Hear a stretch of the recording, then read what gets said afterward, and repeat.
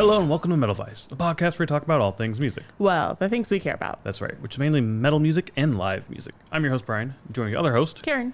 And for this episode, we wanted to take some time to talk about venues, types of venues. Not necessarily types of venues, more...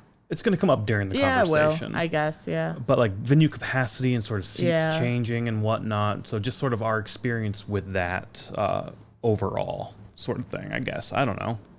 Yeah, just...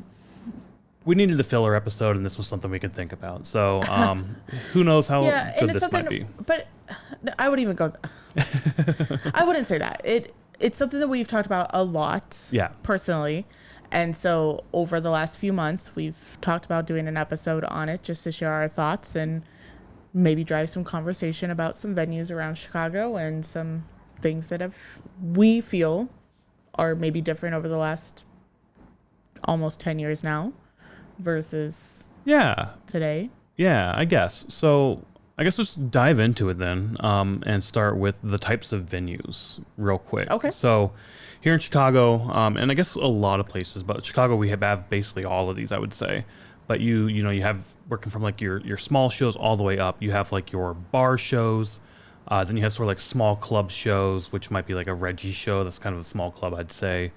And then maybe like a medium club, which maybe Radius, or would that fall into the next one of like a larger club type venue? Yeah, it depends on what you...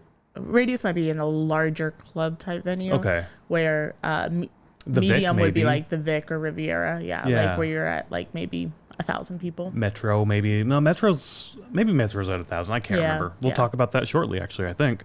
But yeah, anyway, large venues, we talked about that, our large clubs and whatnot. And then there's like the amphitheaters here in Chicago or in the Chicagoland area in Tinley Park, and they're all over the place, honestly. That's the type of venue as well that we've been to. Arena shows as well. Stuff, I guess, like Wintrust Arena, which we haven't seen a show there yet. No. But Allstate Arena. We go up to Fiserv Arena. Yeah. Fiserv, which would be a considered arena. And I guess United Center is arena as well. That's not a stadium? I would consider that an arena. See, this is where... Yeah, it's weird. Then you go up one level, the next level, which is sort of your stadium type venues. And this also isn't talking about like the parks as well that sort of have pop-up shows and whatnot. I realized that we kind of didn't include that. Like Chicago has a lot of street fairs and stuff like that have shows or have music, live music. Mm-hmm. But then also you have the parks that have, like Douglas Park has Riot Fest, Grand Park has Lollapalooza, Sueños. I guess Millennium Park Blues. also does music in the park every year in the summer. We haven't been to one in a very long time. We need to go check it out. We were going to this summer. We didn't do it. Yeah.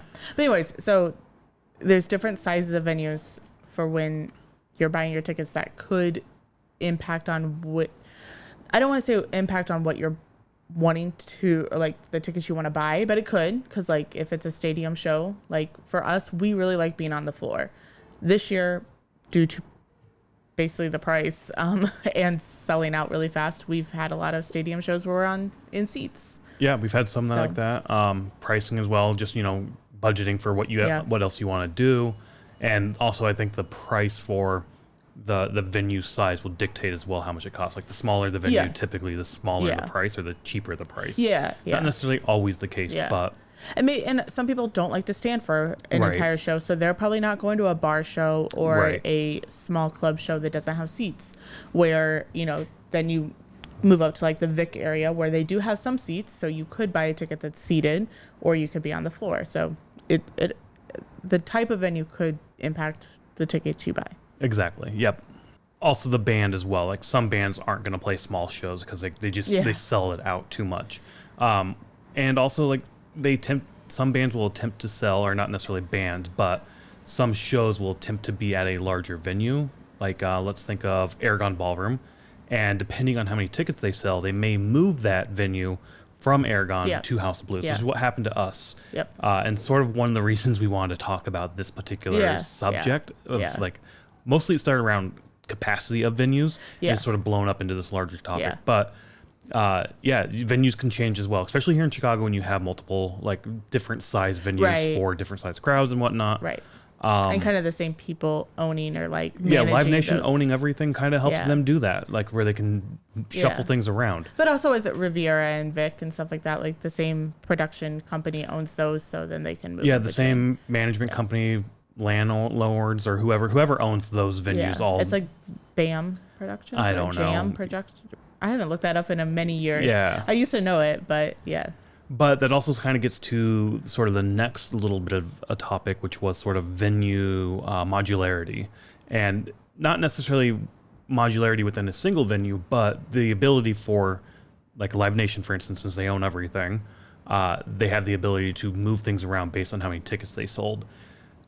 The rave up in Milwaukee is very similar to that, where they don't necessarily have different venues, but they have like 4 different stages. So depending on how many tickets they sell, they'll shuffle, people around.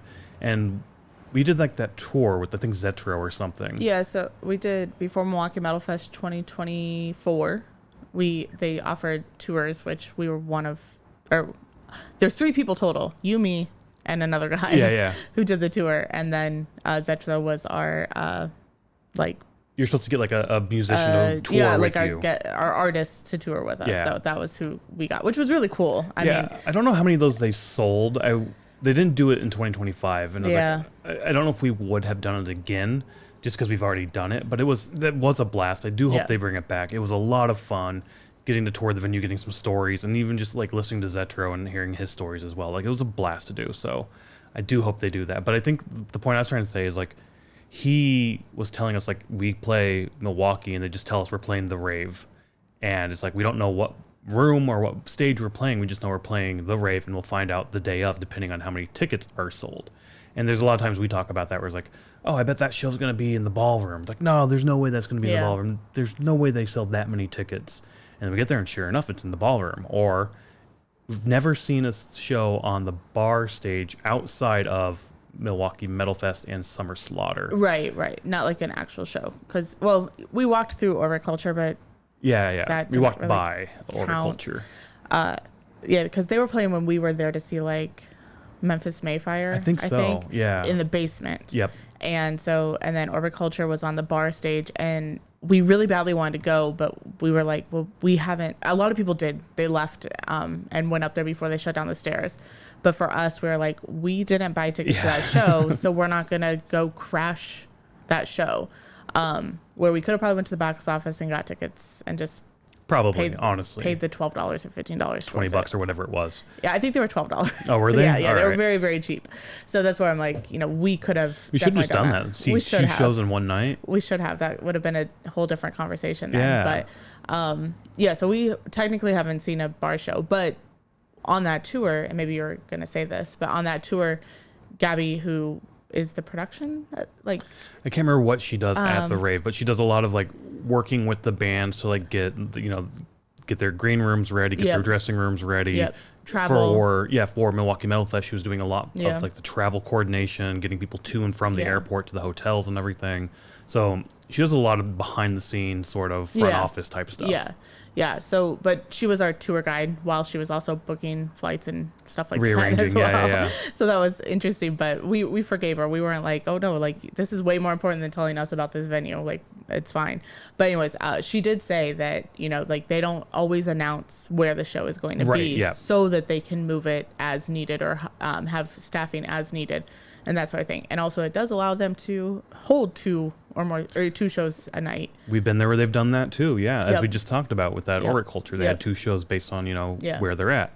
But like they have a huge amount of flexibility there to shuffle things around and move things to different like stages based on what they sell for tickets, which is really good.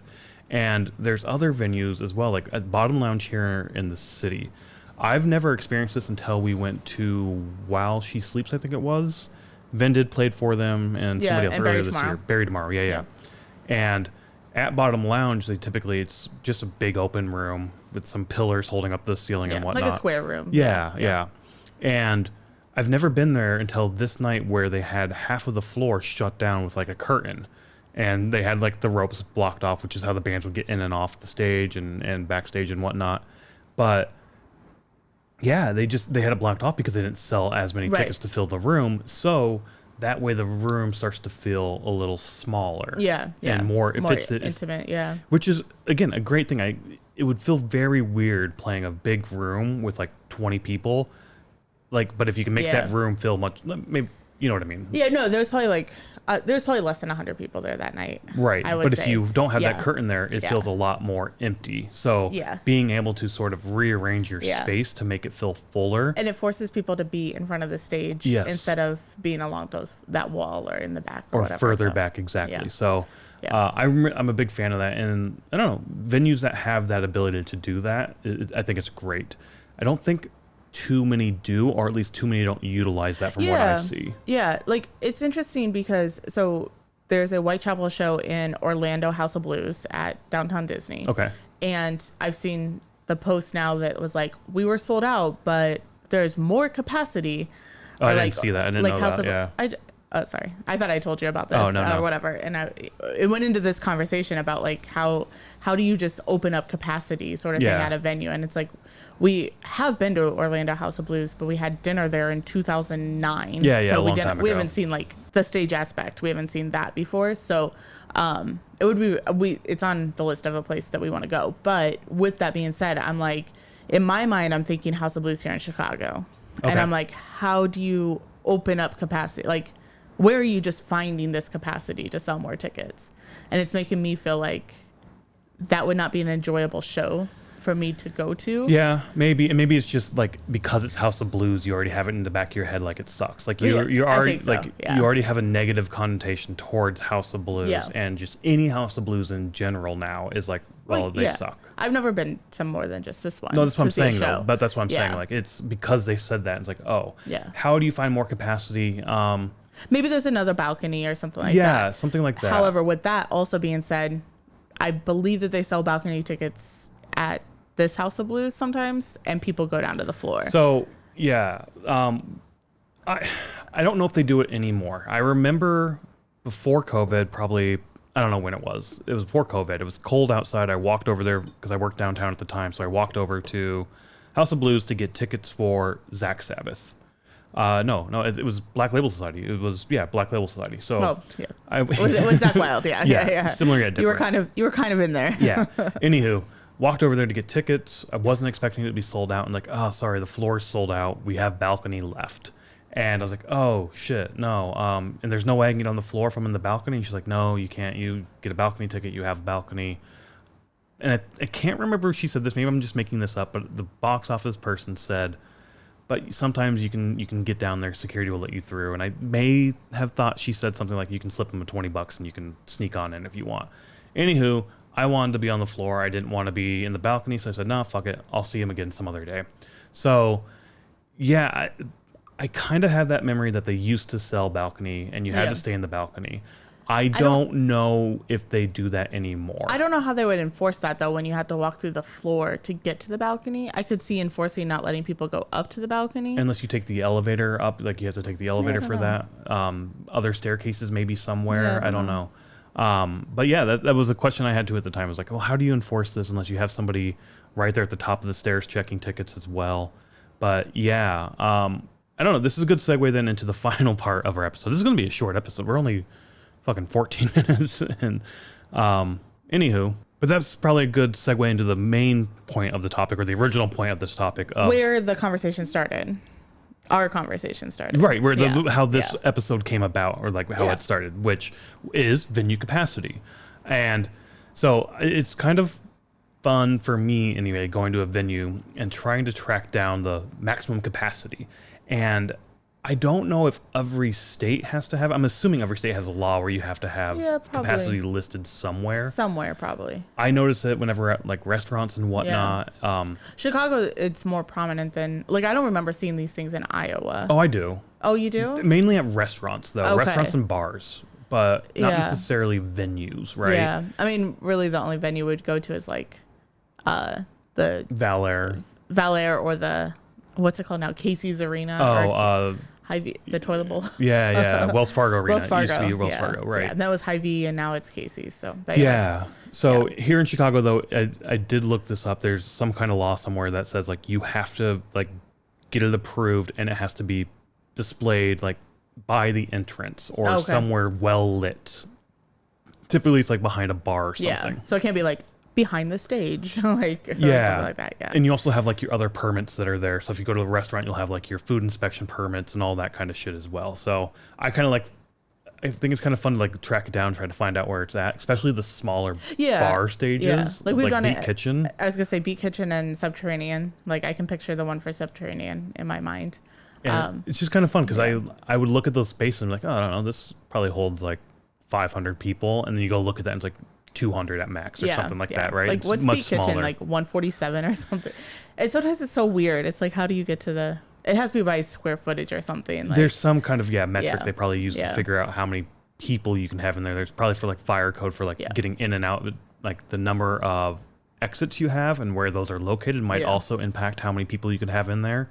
Where you don't want to have a funnel and people trampling themselves. If you have multiple emergency exits, therefore people can funnel out and you can fit more people in that then can safely exit the venue. Yeah. And I don't know how they figured it out. I'm sure there's some metric out there. Yeah. And we don't know, like using Beat Kitchen as an example, it's a good example because they have a doorway in between the stage and the restaurant area or the bar area.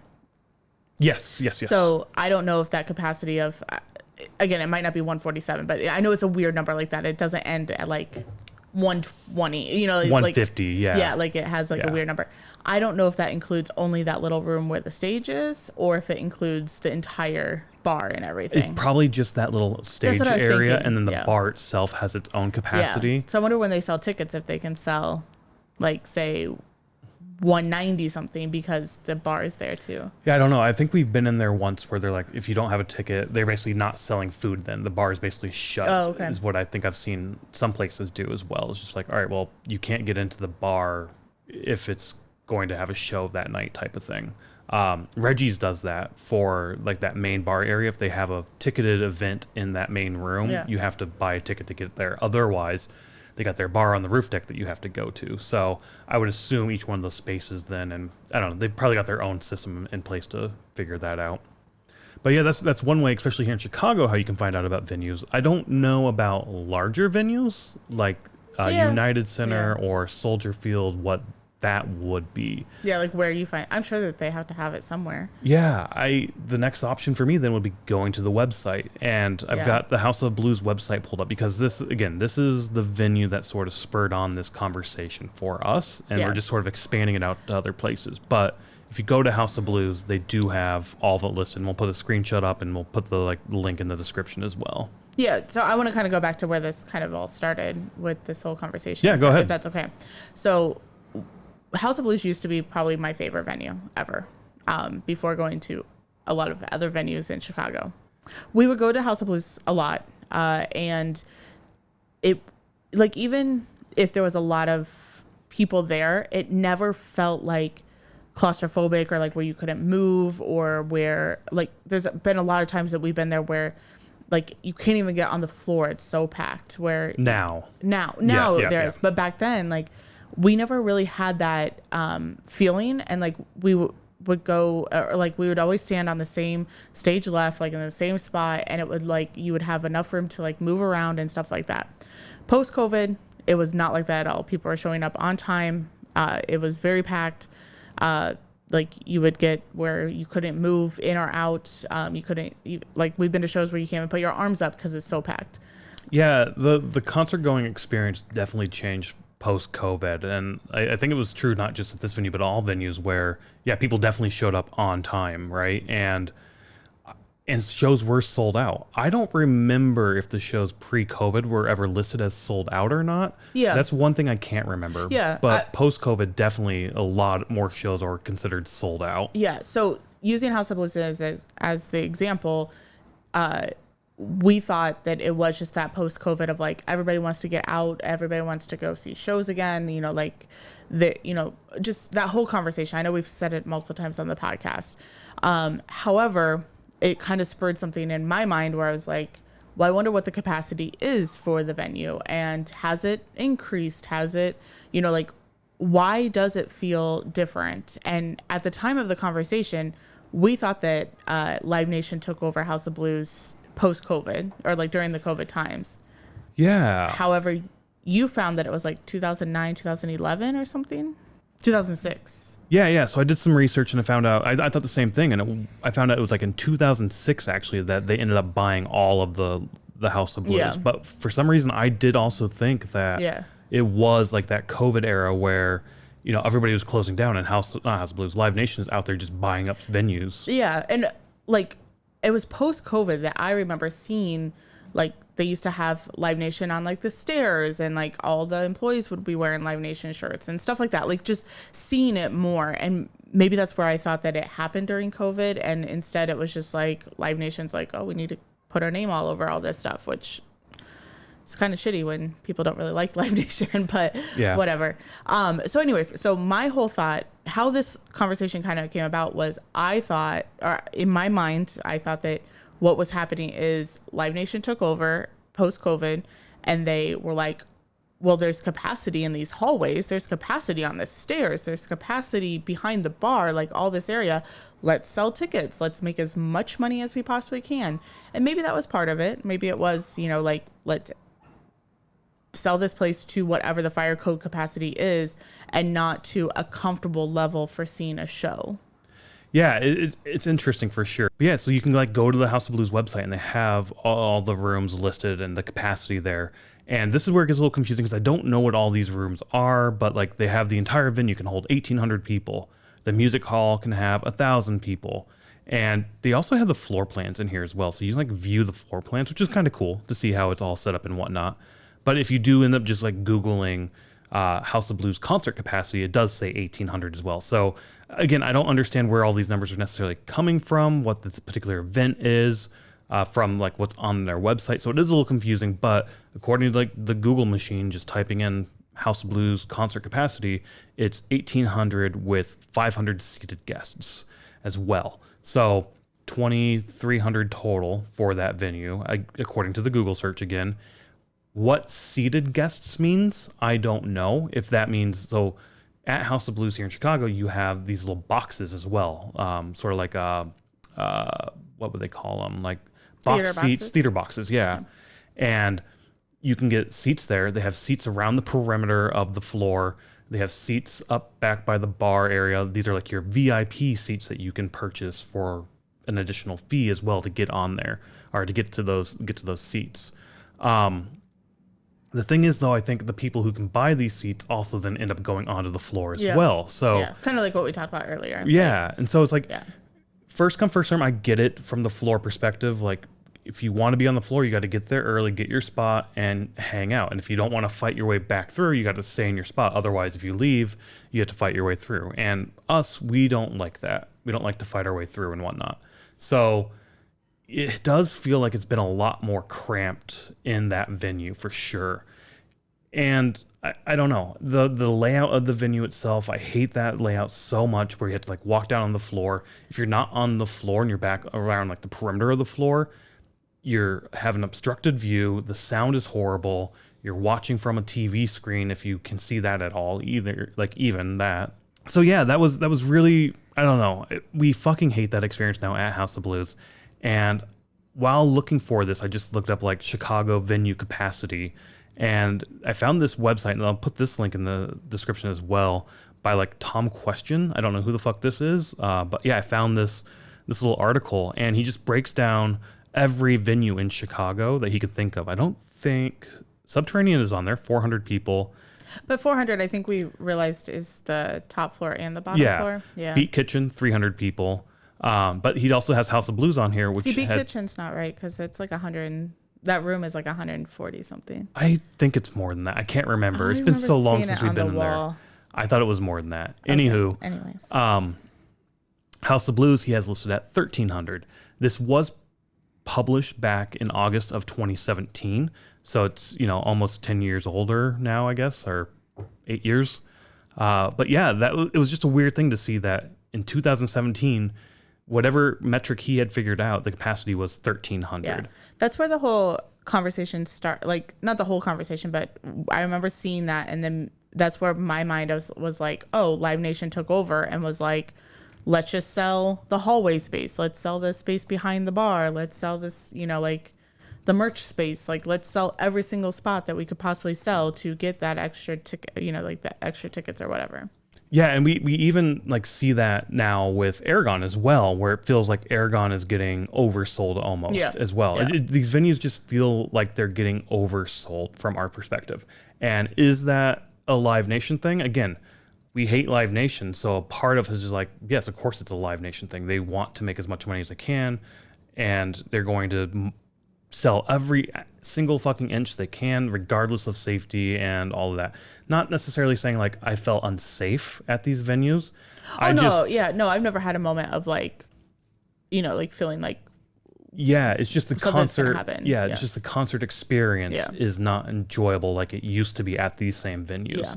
Yeah. Even if you like just go to the House of Blues Wikipedia page, you can see that the capacity is for House of Blues Chicago is listed at 1,400. So again, I don't know where these numbers are necessarily pulled from to figure this out. And especially with, you go to the House of Blues website, they say entire venue is 1,800, but is that like the Chicago room? Is that like the restaurant room downstairs type thing? Right. Is that one of the box room type things? The higher, like third balcony, which I don't think we've ever been to like the top balcony. It's never been opened.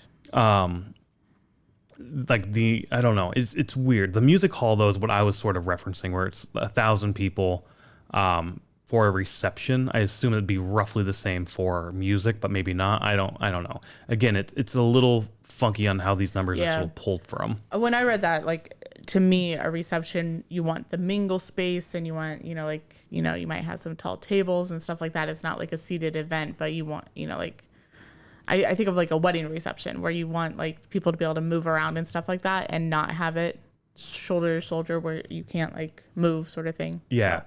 And that sort of gets to like, I think, a final part for me anyway, at least on this area of the subject is sort of sold out versus sold out, which we've been to a House of Blues show that's sold out. We've been to an Aragon show that wasn't sold out, but feels like it should have been sold out. Yeah. And then we've been to a show at Talia Hall that was sold out that felt like they probably could have fit another 100 to 200 people probably in there and still had a pretty decent space, honestly, for people. But it's just weird that these particular venues, what does sold out means? Right. Like, sure, it means you sold all the tickets, so you probably filled it to capacity. But now we like that whole question of like, or what is the capacity type thing? It's a really funky sort of weird thing. And like, if you tell somebody like, oh, this little area where the VIP section is, that's, there's 300 people that can fit there, but they're not always going to stay in that area. Yeah. They're going to go down the floor because they want to experience and be down there on the floor. Maybe they're just going there, have the VIP for a breather to go sit down and whatnot. Because some of these venues don't have seats at all. Yeah. So you have to sort of like, all right, I'll take a VIP so I can sit in the seat type thing for a little bit. I don't know. I don't know, sold out versus sold out. It's a weird thing that you can go to one venue and it's sold out and you're like, this is way oversold. And you go to another venue and it's sold out and it's like, there's a decent amount of room still left in this place. So I don't know. It's a weird feeling for sure. Yeah, I would agree with you on the whole sold out versus sold out, which is what you called this section on our little notes. But because like you said, like Aragon sold out is like if you're not on the floor, like down in the little bowl of the floor, you are, behind a pillar or up on, back by the stairs or whatever, where yes, you can sometimes see the stage and that sort of thing. It's just not the same experience. And I think it was the Meshuggah show. Like we were late getting there because of train issues and stuff like that. And like, we never had, granted we could push onto the floor. Right. We say this in a way of like, it's the venue fault that we didn't get on the floor, but we just aren't the people who are going to push into space that's already full. And you see people do that all the time at shows where they'll find a little bit of gap and they'll work their way forward. I don't necessarily have an issue with that at all. Like if you can find room and you can move forward, go ahead, you go do it. I don't like doing that to other people, so I don't do that. I found a space where it's just comfortable for me and you, and we'll hang out there. If there's room to move up, then I'll move up type thing. I'm not going to find like, a little tiny spot and move into that type thing. Other people do, cool, I'm fine with it. The caveat to that, though, if you are that person that likes to push up and find those spots, cool. But as soon as somebody's like, no, there's no room, don't fucking like get pissy with the person for like not letting you through. Like, they've been there, they've been standing there, they showed up before you to get to this spot. Maybe you didn't. Maybe you showed up before they did and you were ahead of them, but then you left. Like, that's on you. Spot back doesn't work at a fucking concert. I hate when people do that. I hate when people are like on rail and they go to the bathroom and they have like somebody like, this is my whole rail type thing. Like, no, if you're on rail, you're fucking staying on rail. Or if you give up the rail, there's a chance you might not get it. And that's just a gamble you have to take. If people are cool and let you get back into it, cool, by all means do it. But if somebody's like, no, fuck off. Sorry. Yeah. But that's just my one little comment there. But yeah, you're right. Like, Aragon there's so many obstructed views as well if you aren't on that floor. Yeah, I think that's the biggest thing is like the big, huge pillars and stuff that are holding up the balcony and everything I don't know, like there's just like that Meshuggah show, like we did get there late because of the trains, but like it was just crappy spots the whole time. And then it's just not as enjoyable to watch a show, to just be like standing there where you're like looking around, like literally, like, I mean, if you're just listening to this, that didn't make sense, but like, you're like trying to like maneuver your body to look around a pillar or something, or like look through a little crack to be able to see what's going on. And the other thing with these shows being so sold out is we also hate people who chatter at the shows. Like, the chitter chatter during the set pisses me off to no end. Like, I would rather watch the concert through the person in front of me's phone than listen to the person next to me talk about how their day was and shit like that. So I fucking hate the chatter. So if there's chatter around me, sometimes I'll just try to move and find a spot that's better where the crowd's better. And with these sold out shows, you can't do that, especially for us, again, who don't like to weave in and out of people. Like, I do find the closer you are to the stage, the less chatter there is. Sometimes, so the further back, sometimes. But yeah, so it does help to be closer to that stage. But I don't know. If the show's not sold out and you can have that ability to move around and find a different spot, and I'm saying if it's not sold out, like, it's not that if it's not sold out, if it's not oversold, you can, like that Talia Hall show, there were plenty of spaces for us to move around to find a different spot. Same with the Radius. We saw the Lorna Shore show. We saw that show last year. That was sold out, wasn't it? Yeah. With Kubla Khan and Whitechapel and Sanjuka Boggs. Yes. But it was sold out, but there was still room in the back to like you could hang move around. out. That we could move around. Yeah. We lost our spot up front, close to the front, because we did leave to go get merch and shit, and that again, that's on us. But that was our fault. So that I like those venues better, where now you can move around a little bit more, even though it's sold out. So yeah, I fucking hate it, and I don't know where the fuck these 1,800 with 500 seating for House of Blues are gonna be. Where it came from. Yeah. Especially when, I mean, granted, we have no source for that guy's list, but if it was 1,400 in 2017, it's like they didn't build a new building.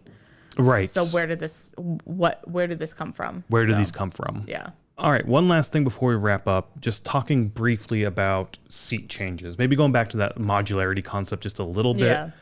Well, in some capacity. So recently we were in Milwaukee at the Pfizer Forum for Ghost, and we had bought like the nosebleeds, the 300 section, the very tippy top. 200 section. They don't have a 300 section. Whatever. The last row you could possibly buy, the cheapest tickets. Yeah. We'd seen Ghost several times before. We figured it was the same thing. I'm honestly not a big fan of the newest album, so I was like, fuck it, I still want to see this show, but... And we didn't know how it was going to be with no phones and stuff, so we were kind of like, should we go? Should we not go? Like, what's this all going to be like? And the pit was extremely expensive, so I wasn't paying that money for that show or a pit. We see them in a pit. Anyway, got these tickets. It must not have sold that well because all of the 200 section was closed down. Not the whole thing. The straight back from the stage was open. Okay. But we were on the side, one of the sides, and both of the sides were shut down. Okay, so stage left, stage right. Yeah. And we walk up to where we're supposed to go to our seat by our section. They had it all shut down. They had a couple people sitting there at a table. You tell them what your seat is, and they just hand you an envelope with, here is your new seat assignment. And we got a physical ticket because of that. It was really fucking awesome. Nice, yeah.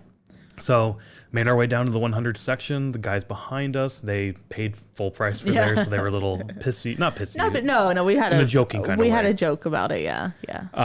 But yeah, and again, that just goes to like, hey, we didn't sell that much. We can move people around to make it feel fuller, to make it just sound better, look better for the audience as well. Because you look up at that 200 and you just see like 3 people sitting by themselves. Right. I mean, think of like baseball games for like the White Sox, how they suck this year and last year. Yeah. And nobody shows up. There's like 6 people. Random person sitting in the like the 400 section, the 500 section. Like, what the fuck? You can move down. Us, because I'd be like, no, we paid for these seats. We're sitting here. I've actually seen baseball games where they joke about that. Like it's, during like a rain delay and it's like a midnight game now and there's like just these 2 people still sitting up in the very, very back by themselves, and they have all these rooms down here. Like you can easily work your way forward if you want. Yeah. But yeah, that's one thing for us. Like we got seat upgrades because of that. That was the first time that ever happened to us. Yeah, and it's happened twice now.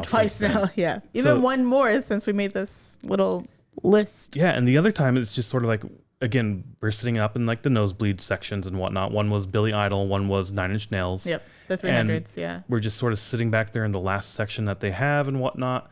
And an employee like walks up to us and they, would you guys like to move up? I'm like, sure. And again, hands us physical tickets. Yep. So again, we get a copy now of physical tickets because you don't typically get that anymore. Which one was really good. Like at 9 Inch Nails when we got moved up, like our seats were fucking fantastic. Like right beside the stage, kind of like 10 rows from the floor sort of thing. So they were really, really good. Then Billy Idol, the seat was much better because our seats had 2 poles in the way, so it kind of sucked that you couldn't really see the stage.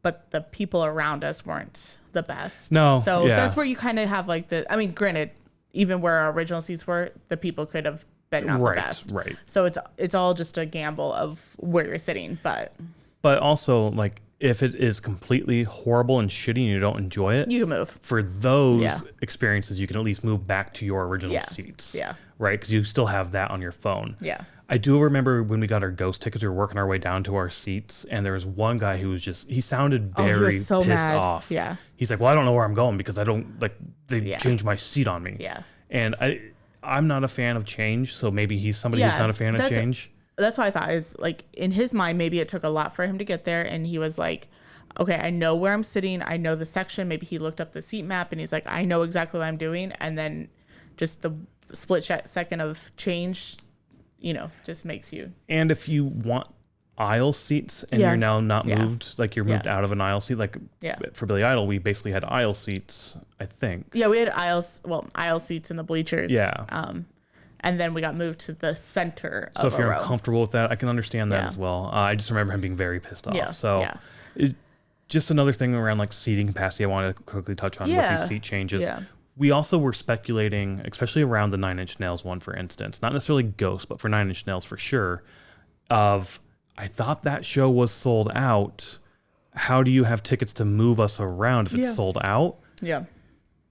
Possibly scalpers is my thought. Like maybe it's they know these are scalper tickets that didn't sell like 2 hours before the show. Therefore, they know that particular buyer is a scalper and they know they never show up to the shows. Yeah. If they don't sell their tickets again because they own the secondary marketplace as well. If they're selling it on that marketplace, they never show up. So therefore we can move people into these scalped seats as well. Which for 9 Inch Nails could be because there was 4 seats next to me and then the entire row behind us was basically empty.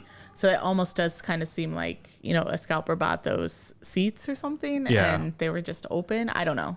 We don't know that. We're just speculating. Yeah, speculating. It's a tinfoil hat thing going on right here, honestly. I think that's probably what it is. They know who scalpers are, and they know if they sold or didn't sell, and therefore, all right, now we can go ahead and give people an upgrade to move here.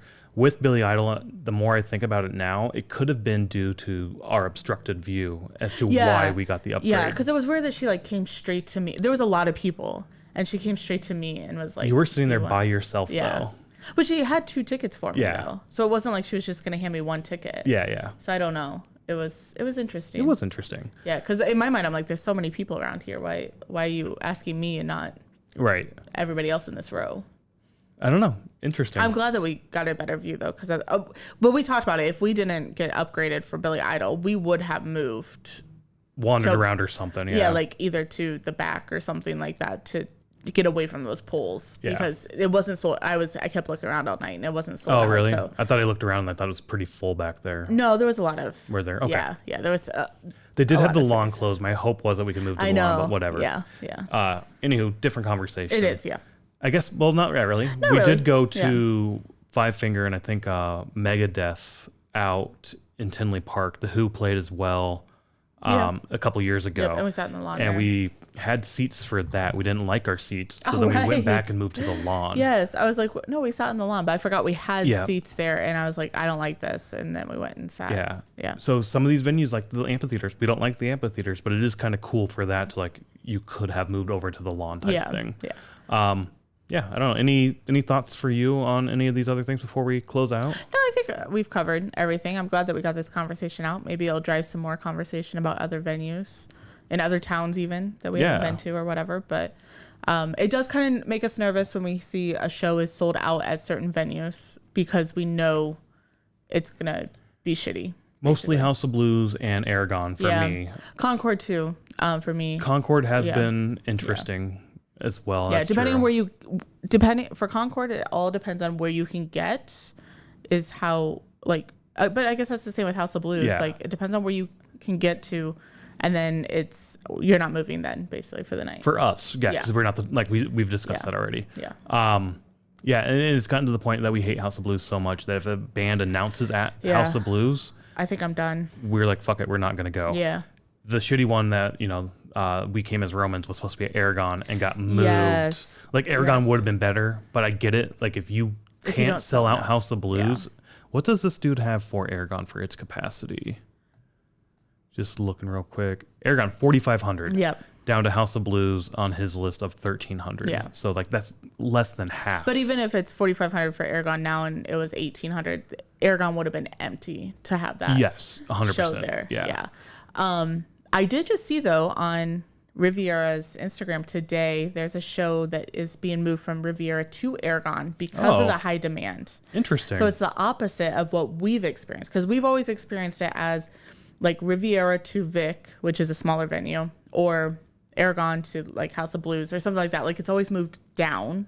We've never experienced it moving up. And it's also interesting because they are not owned by the same people. Yeah. So I wonder how that now works with... Unless it's a Live Nation sponsored venue or something like that. Or like, I don't know. Yeah, I don't know. Interesting. Yeah. I don't know how that works either, but... Yeah, in any case, fun little conversation. We're still going to keep going check out live music. Just try to avoid some of the venues we don't like because of the capacity. Yep. And then who knows? Maybe we'll get more upgrades every now and then. Yeah, it'd be nice. I don't know. I think 2025 for our upgrades is where we're gonna be. Yeah. We've gotten too lucky on those. Yeah, but in any case, go check out some live music, and hopefully we'll see you at the show. Just not House of Blues. Bye.